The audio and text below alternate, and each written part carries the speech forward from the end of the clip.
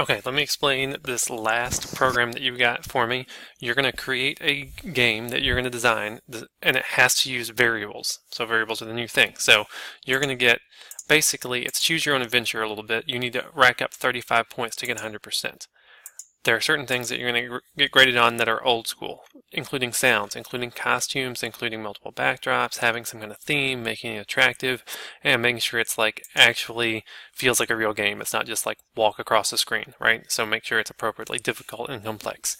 Those things you're going to get graded on like you always get graded on.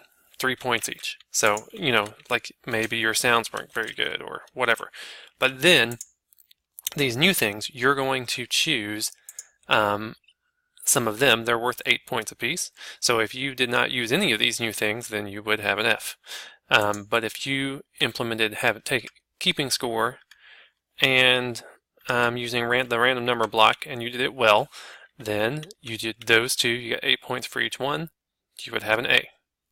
Well, so if you did all the rest of this perfectly, so if you forgot to do sounds, you wouldn't have an A.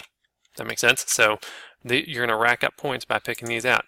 If you picked 3 and did everything perfectly, you could have bonus. So if you picked 4, you could have bonus. So you have an opportunity to get bonus. You want to make sure you hit all of these marks. You want to include at least 2 of these to get an A. More to get more than an A.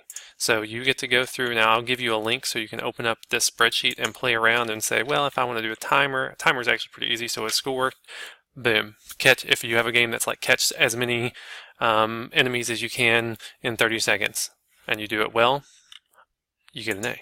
So you get to decide how you're going to use variables. Pick 2 or 3 of these, do everything well, and you get an A.